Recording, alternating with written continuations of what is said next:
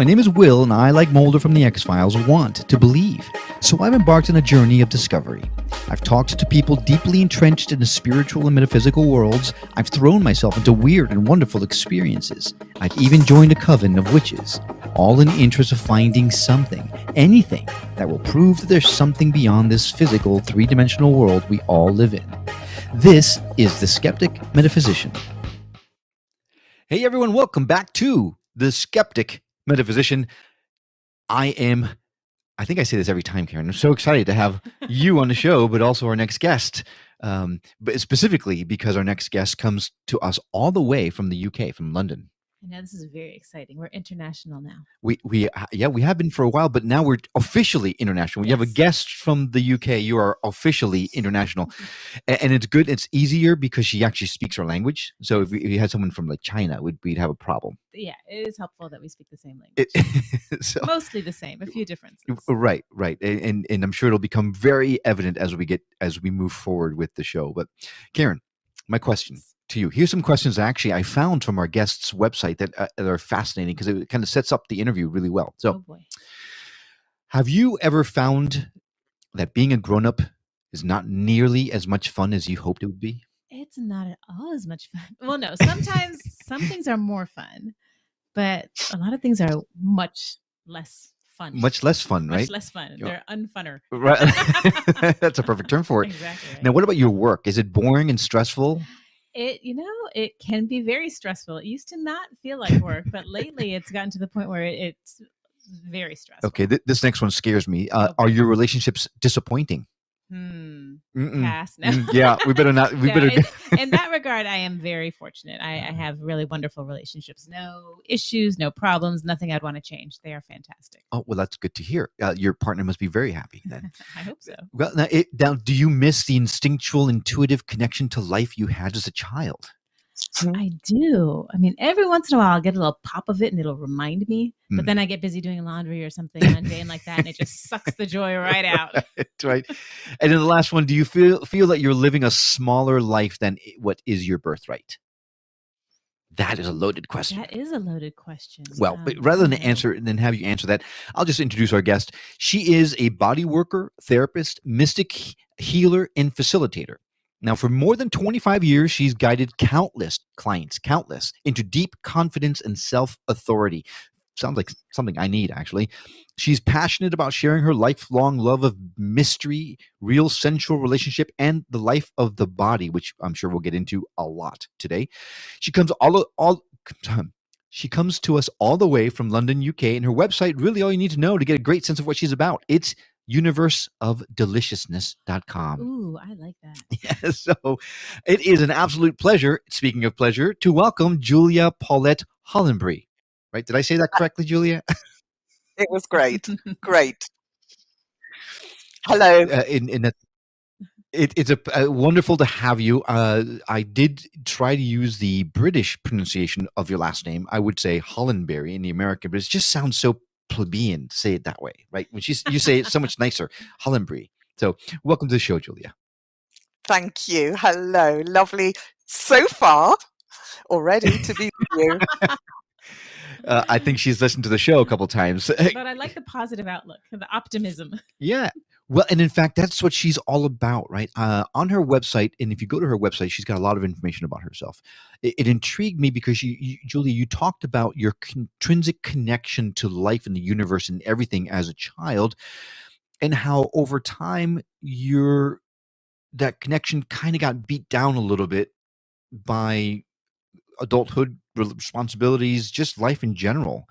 And you've helped lots of people, yourself included, to reignite that connection with life, with the universe. Is that fair to say?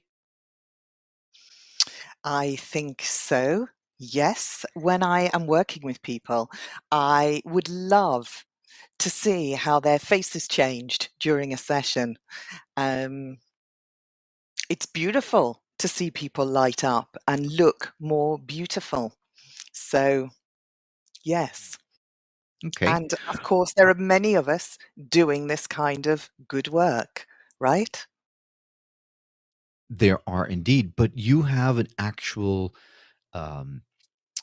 you have a very specific way of doing this, right? You hope to help people celebrate their love of life, their sensualness, um, their desire. I mean, everything in a positive light by way of being perfectly in tune with your body and your soul and your spirituality. Can you tell us a little bit about that?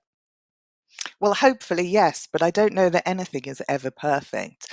And in fact, it seems to me that the root, I've got a little cat meowing at me here, so I might need to get up and open the door.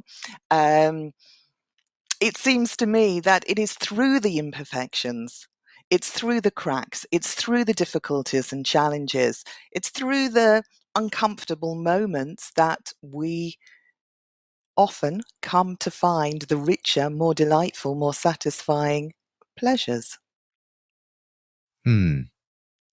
And that sounds wonderful, but I think for a lot of people that might be a huge challenge. Sure. And I'm so glad there is someone like you that can help. Even you talk about your connection to, the mind and the body. And me, I wake up every morning and my back hurts. I have some issue with my back. So that kind of on certain days can set my mode for the day. So how do I get around that initial and find the joy in that? Absolutely. So there is no such thing as perfection. There really isn't. There is no perfect synthesis. All these new age spiritual words that get used, and they're lovely, they're pointers, but there absolutely is no perfection. So, slowing down, beginning to pay attention, to what is here, whether it's feeling anxious about the day ahead, or it's an uncomfortable back or shoulder or head or whatever it may be, noticing, paying attention to what's here rather than ignoring it and jumping over it and pretending it's not so is a really good starting point. Hmm. And you have a really nice, your voice is very soothing and very relaxing It and really is. it makes it very easy to slow down, right? And but people like us who live in a fast-paced world, who, we've got to get up, got to get to work, got to get the kids to school, and got to get whatever. How can we Yes. possibly slow down? How do you propose that people do that? Sometimes it's in the microseconds.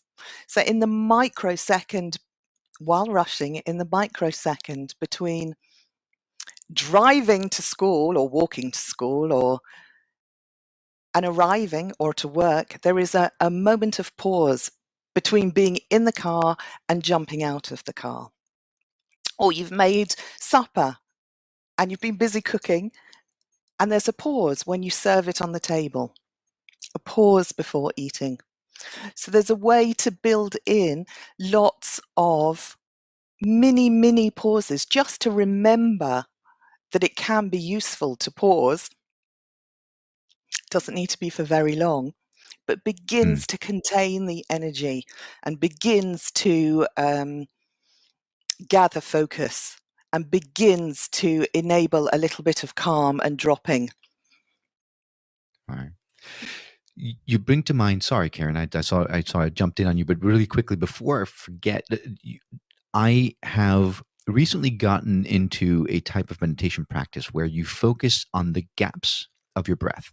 Right? So when you breathe in, and then just before you breathe out, there's a little tiny little gap of space where you're neither breathing in nor breathing out. And I'm trying to focus on those gaps, both on the in breath and the out breath. And I guess that's kind of similar to what you're talking about, right? It's finding those minute gaps that allow you to connect. I think it was Wayne Dyer that says that the magic is in the silence, and finding that silence, finding that gap is hugely beneficial. And I like what you said about serving the meal. And that is a perfect time to pause because you put the food on the plate. I cook a lot. Put the food on the plate, and sometimes I'm just so busy doing it, I don't really think about it. But then you have that second to look at it and appreciate the colors and the smells. And even if it's just for a second, that can really alter your mood, I think. Hmm. Is that what you're saying? I mean, there's two questions there. And I'm going to take a mini pause. Um, Yeah, absolutely. Absolutely about the colours and fragrances of the meal, but it can be anywhere. It can be after washing up.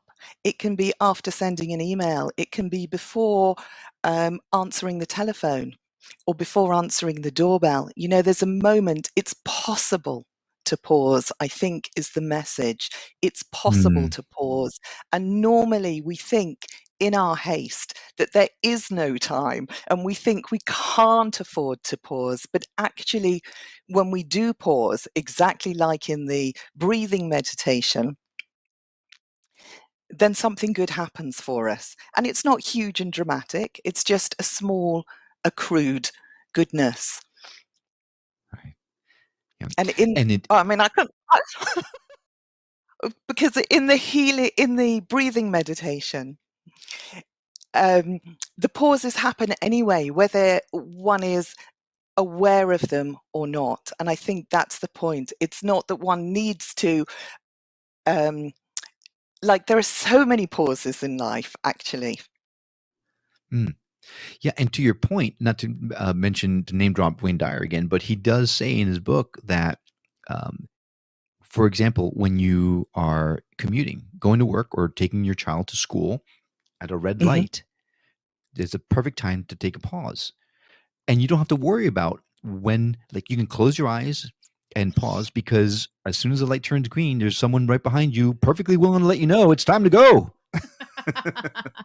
so, so that's a perfect time to just take a minute and pause. That I hadn't thought of it that way, but you're right. Yeah. Uh, So in a way, it's getting creative. When, how can people add in a pause? and I suppose that you would help people to find those little moments in life where they can find that pause. For example, um, the moment that we most need to pause, all of us, is when somebody criticizes us, right? Or when somebody honks on the horn. Those are the moments when we need to remember the breathing practice. We need to remember that actually there is an extra second in the day, more than we might think, and that we can take a sip of our water, just as you're doing right now. We can absolutely pause for a beat. Right. And we don't Now, lose, we it's a gain.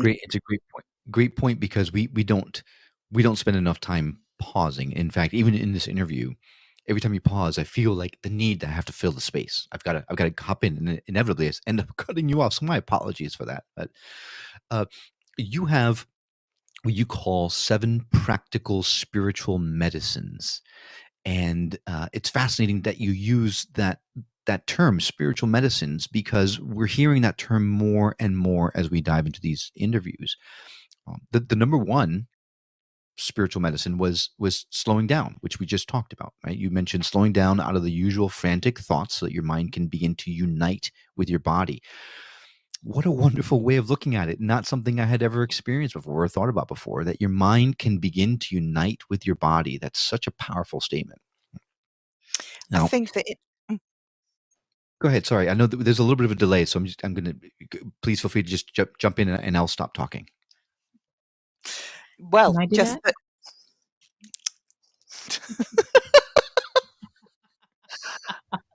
I just meant in general life, though.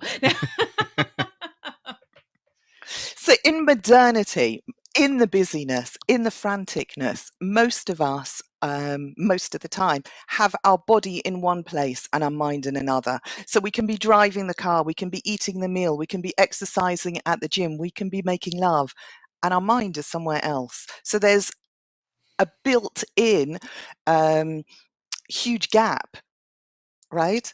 And the slowing down starts to bring, exactly as you said, starts to bring the body and the mind together at the same kind of vibrational speed. And what we want is for them to be united, right? We want to be here now. Mm, absolutely. And I would imagine that must be somewhat of a challenge for the people that you work with because we are used to finding the time to add something else, finding the time to work out, finding the time to take that extra class. But you're saying we need to find the time to not do anything. It seems almost the opposite of what we're taught to do, and but such a great tool if we can do it. How do you help people wrap their heads around that? In a way, just by doing it, just by choosing. I was chatting with a friend this morning. We were talking about when we had 10 spare minutes, what did we do? Do we sit and meditate, or do we try and tackle the long list of emails? And it's really tempting to want to go for doing the emails. And we know sometimes we choose the emails, and sometimes we choose sitting down and meditating.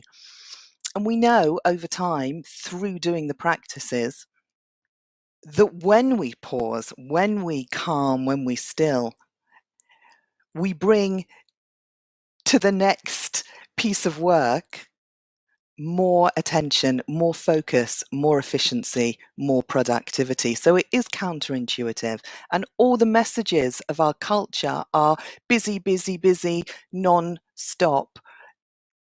You know, take care of others, do the work for others. And rarely is the messaging really about being with and taking really good care of oneself. Right. It's so important. Um, just starting with meditation, right? Taking that 10 minutes, even if it's just 10 minutes of your day, just to be, to center yourself. To your point, bring yourself back in alignment with your body. You know, that's it's a great way of putting it. Now, um, moving forward with your 7 spiritual medicines, right? The very next one actually happens to be body, an appreciation for being in your moving dynamic form, a 3D moving dynamic form, right? What can you tell us about that? I'm assuming it's more about being in the moment and actually feeling the physical sensations that you feel, so your body is not, again, still not separated from your body. Is that right? Totally.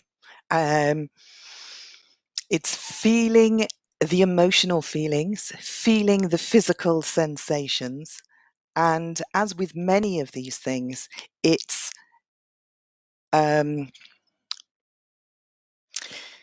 it's easy to say and harder to do, right? Which is why any of us go and see therapists or read books or listen to podcasts or whatever it is that we do, or for that matter, even meditate. Um, so So often we think of the body as merely a vehicle to transport our precious heads from one place to another. And we're so busy, most of our energy is up here. And we're kind of like energetic lollipops with these huge inflated heads. And we forget that we've got a body. We forget to notice that we've got a body. And especially when we're under stress. I mean, I had a boyfriend once who said to me, I had a shower this morning and I suddenly discovered that I've got legs. I mean, and so when we're stressed, we tend to override the signals, right? We may feel tired, we may feel hungry, we may, whatever it is, right? And so the medicine of body is choosing, sensing, noticing, paying attention, beginning to come back to the sensate experience of the body. And that can be just a finger, or it can be an arm, or it can be any small part of the body. Or not so small. Sure. Sorry, couldn't resist. Okay. Oh boy. Yeah. So then the third spiritual medicine is depth. And according to this, it's being aware there's a great deal we don't know, with humility, perspective, and openness to new experiences. That seems similar to being open to everything and dismissive of nothing. Is that kind of where you're going? Kind of. I just realized that I wanted to add something to body that I didn't say, which is the importance of body is that our life is lived actually in our bodies, right? So that's why it matters to come back to our bodies. And depth is really about humility. Us humans, we tend to think that we know it all, that we've got a really good understanding of the landscape, whatever it is. But actually, most of us, most of the time, are not aware of the full picture. The full picture of what's going on out there with other people, or what's going on out there in the world, and the full picture of what's going on in here with ourselves. So, yes, depth is about accepting what is, being with what is, beginning to open up to what is. And there is always more data than we think there is. In our haste, again, we tend to reduce the world down to a very simplistic picture. And when we begin to open up, we discover that there are so many more fragrances, images, sights, sounds, memories, feelings, and so on and so forth. Right. Okay. Well, then number 4 is relationship. Learning to respect, relate, and communicate with others, being enriched by interplay, exchange, and intimacy. I think this might be one of my favorites. I think number 5 is my favorite, but this one's really pretty close to it. So what can you tell us about that one? We often think that relationship is something that we have, that we either have it or don't have it, or want it or don't want it. But actually, we live within a web of interrelationships. We are already, all of us, all of the time, in a multitude of relationships. And when we realize that, things change and become, again, richer and more interesting and more fun. I mean, relationship is everything. So when we are depersonalizing and turning other people, again, in our rush and for our convenience, into kind of objects to please us, we are missing out on really seeing them. And they very often are missing out on seeing us. And we all miss out on being really seen. And that's a big loss. So when you answered earlier that you really love your relationships and you wouldn't change anything about them, that is an amazing thing and probably quite a rare thing.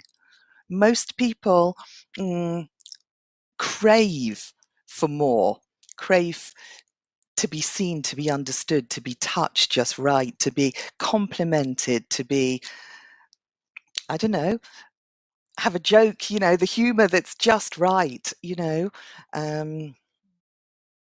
relationships fundamental to everything, and as you know, fundamental to healing.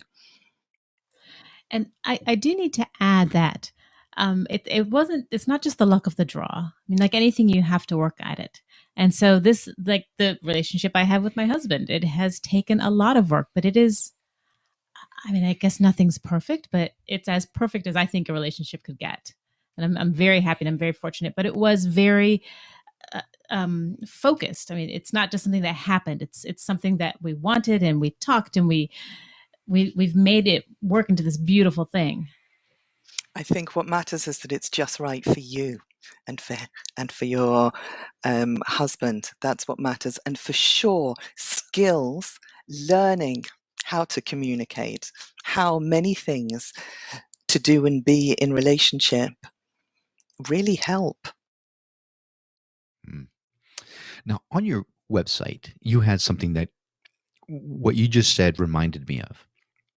In your working together section, you mentioned that you use dialogue, bodywork, imagery, alchemy, and ritual. But the most important part of this page is your opening line where you say, all of you is welcome here, right? That if someone comes to you, they're going to be seen in a way that they've probably never been seen before, which is profoundly with acceptance and love, and that everything that you are perfect.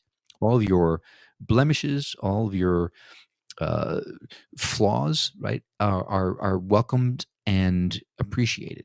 I tell my daughter all the time that the magic is in the flaws, because she's always like, oh, I don't like this about that, or I don't like that. Well, the magic is in the flaws. If everything was so perfect, right? If we were the perfect people in society, I would say it would be a pretty boring society. It's our differences that make us special. So I love that relationship aspect of it. Okay. Oops.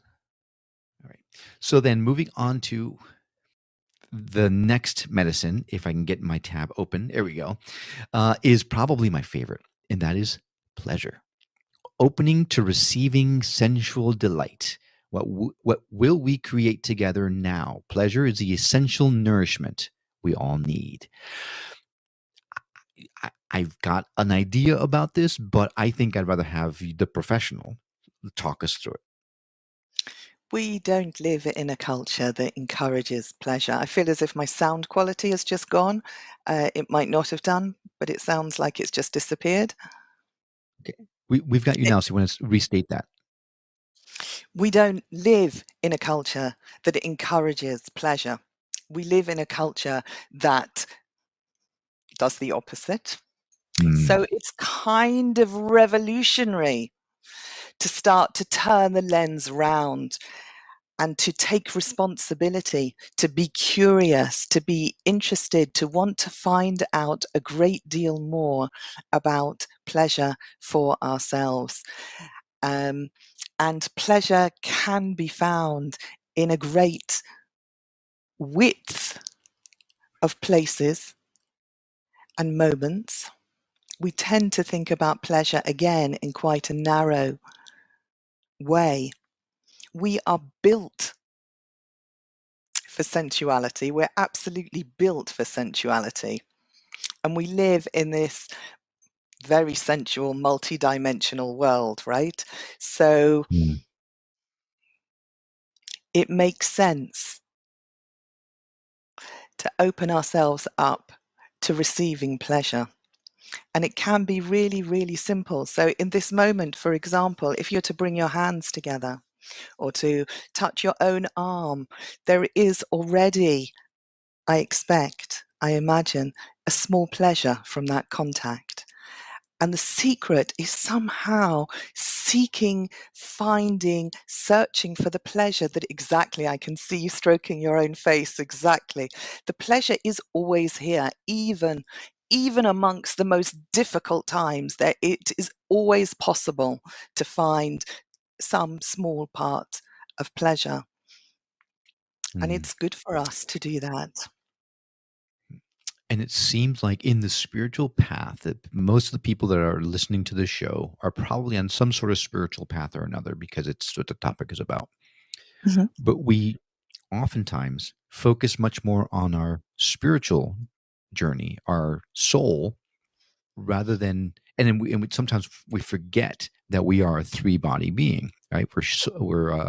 Our physical body is part of who we are, and a pursuit of a spiritual relationship does not mean that you forget that you are a three-dimensional being and neglect your body, because to your point, we're on this world to experience some of these physical delights, and sadly society is making the pursuit of these things sometimes shameful, make someone feel like they're not supposed to be feeling these kinds of things. Look at all the challenges we're having with gender identity and people fighting against that and that kind of thing.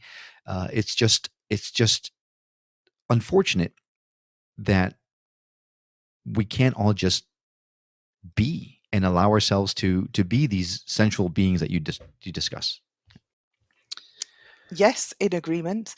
I want to say that it seems to me that there is a material world and there is an invisible world, that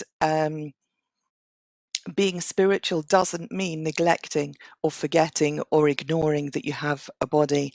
As one of my teachers said, you can be so spiritual and thinking about whatever spiritual concepts, but if you're walking across the road and a car's coming, you will get knocked over. There is an absolute physical reality to life. And the way I see it, the spiritual is not separate from the physical. It is intertwined with, nested within, infuses, imbues. So there is no separation. The body and the soul is absolutely very much connected. And the sensuality is here for us to enjoy if we can begin to slow down and notice. Do you think, in your experience, we're very much, at least here in the United States, we're very much an instant gratification culture, that quick pleasure, that quick fix. Do you believe there can be, or you can attain like an enduring pleasure that maybe you can tap into from time to time? Is that something that someone can learn? Or is it just pleasure in different moments? Does that make any sense? Um, I think that life is always dynamically moving, and every day includes light and dark, includes love and fear, and includes difficulty as well as pleasure. And it seems that chasing the instant gratifications isn't satisfying. And the task is to seek balance, to actively seek balance, to actively dip into the subtle and the not subtle moments of pleasure during the day. And they act as a kind of ballast, as a resource for the difficulties, and can begin to break the addiction cycles of instant gratification and also instant lashing out and instant reactivity. So there's something about, again, not perfection, not static, that everything is always dynamic. But it's so delightful when the waves of pleasure come, right? Then everything's okay again. And that's good enough, I think, again and again. Mhm. Well, then your next spiritual medicine seems like it would be counterintuitive, but it's really not. I think it goes along very well. The next one is called It's Power. Right. So you mentioned being authentically vulnerable on a solid foundation and clear boundaries for a win-win empowering result. Power these days tends to be associated with winning over another. I don't think that's how you mean it. Nope. Yeah, I didn't think so. So, how can you regain power within yourself without having to step on someone else's personal being? It is being true to oneself, which again is one of those things that it's so easy to say, but takes practice and time to really do. It's the practice of being vulnerable, which means sometimes having to say no and sometimes saying, yes, give me more, right? But in the vulnerability, it is not collapsing necessarily into a puddle. It's gathering the power, the subtle power. We talked about meditation, and there's a lot of power in the belly, for example, in the pelvis. There is a subtle body center in the belly. Many traditions speak of it. And when we tap into that, when we sense it, and again, it's not an instant fix, we begin to accrue more power. So Mm. the journey is empowering.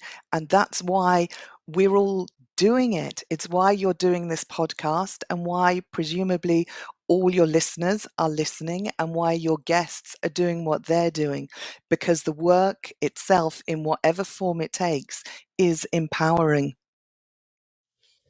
And I think it also is probably pretty powerful when you realize that you don't have to prove that you're powerful. You don't have Yeah, to fight.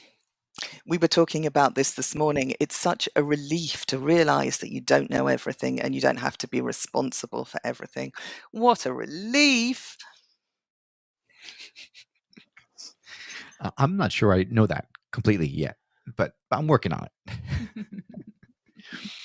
All right. But there is no Well, absolute, right? We're all still working on it. None of us really are not.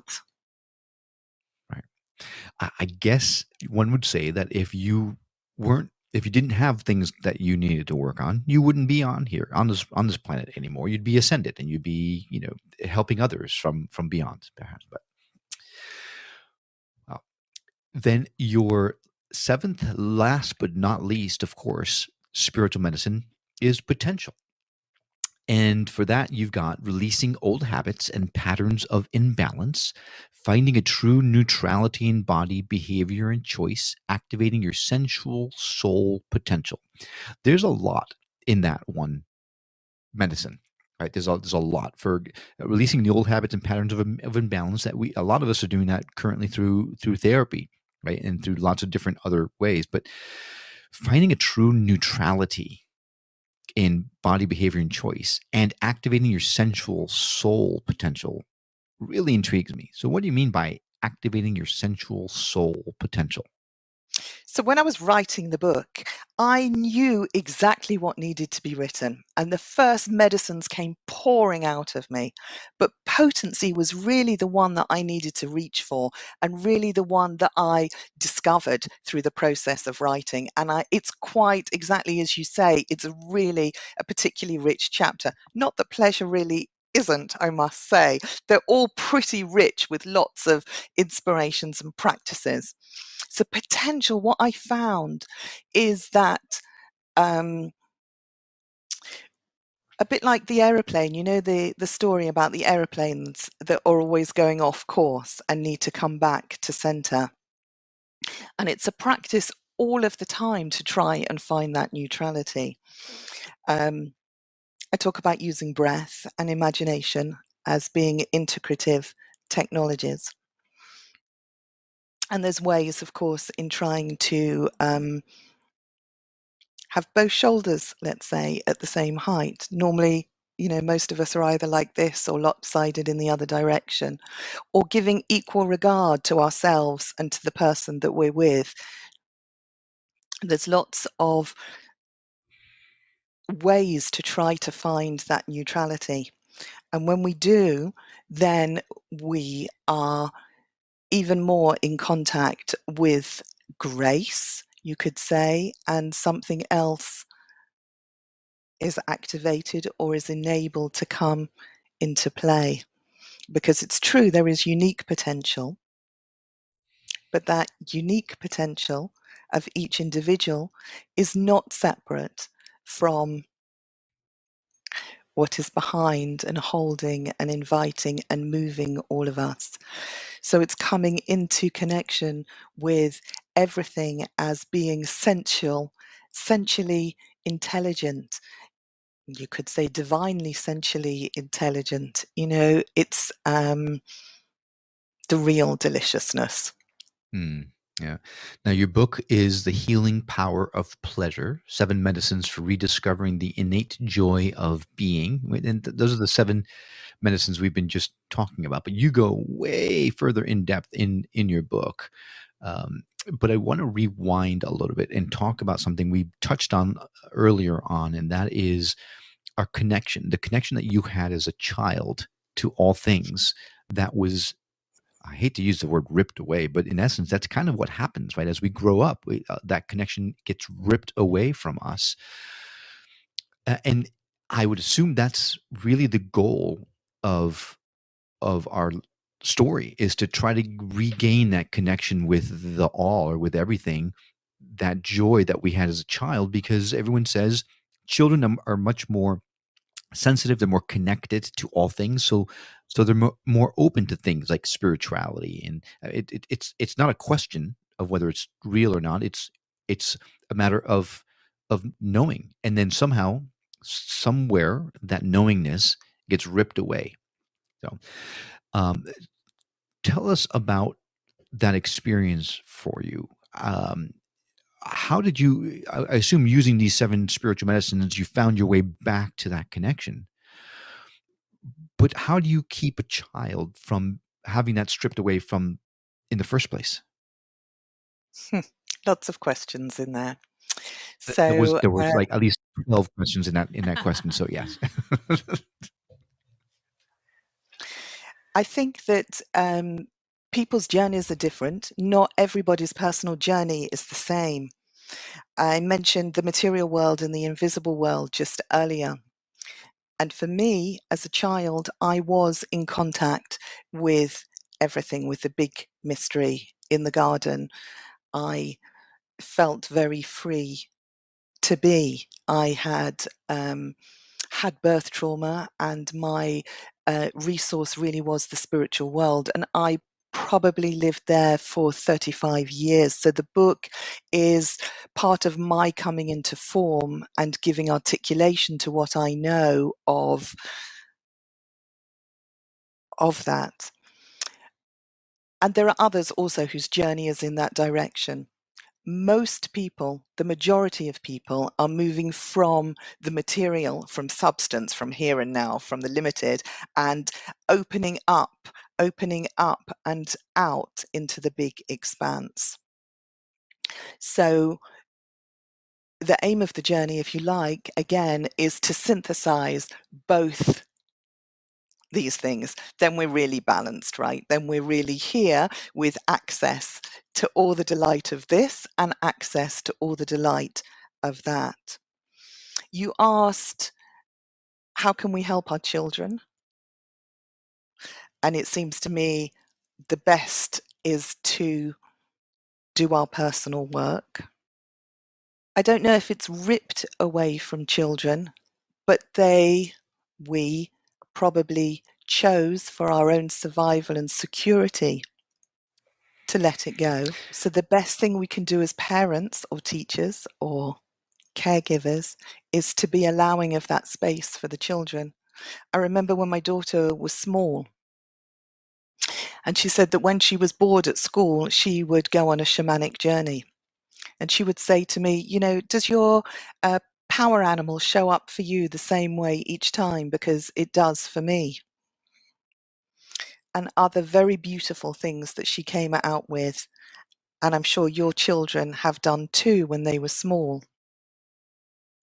And then they lose it, we lose it, and then we have this wonderful journey of finding it again, right? I mean, in a way, wouldn't life be boring if, everything was done and dusted? And I wonder how much culture plays into that, because, and this is not a great example, but it's the one that comes to mind. So here, you're this young kid and you're free and you find joy in everything, then you express it and you wear the crazy clothes, and little by little you start hanging out with the cool kids, and that doesn't look right, and you have to really kind of, change how you act, so you want to fit in. Right. It's all about fitting in, right? Right. But then you look at, and here's the weird example, Japanese game shows. Okay, have you seen, I don't know if you've watched one, but the people that participate are so excited and so joyful, and they are just out there, which you would not see the contestants on an American game show behaving that way. And if you just look at that culture in general and some of the clothes and the trends, they just seem so much more youthful and accepting of that. So I wonder how much of that kind of beating it down is a cultural thing. I wonder too. I'm sure there's an element of it, absolutely. Interesting. And just for the record, never ever did I expect us to bring up Japanese game shows on the Skeptic Metaphysician. Just putting it out there, but I'm glad that you did. If it pops in my head, it comes out my mouth. Well, I think it's wonderful. Julia, we are coming up against the time that we have. You have such a soothing way about you that I recognize when we first started the show. I started out like game balls. Hey, welcome back to the and over the course of the last 40 minutes or so, I find myself much more relaxed and at peace and speaking much more slowly and calmly. So I thank you for helping me to regain my sense of sanity instead of being, I don't know if people, I'm dating myself. There's a commercial a long time ago in New York, Crazy Eddie, who was totally manic and talking about stuff and his sales and all that kind of stuff. And that's kind of how I feel sometimes. So I think this show is going to help me to, I'm going to put it on every time I feel this manic part of me coming back out again. So thank you for helping us to slow down, which is a crucial part of this whole thing. Thank you. Yeah. So, if someone wanted to get in touch with you, but probably the very best place for people to get more information about you and your book and all that kind of stuff is universeofdeliciousness.com. Yeah.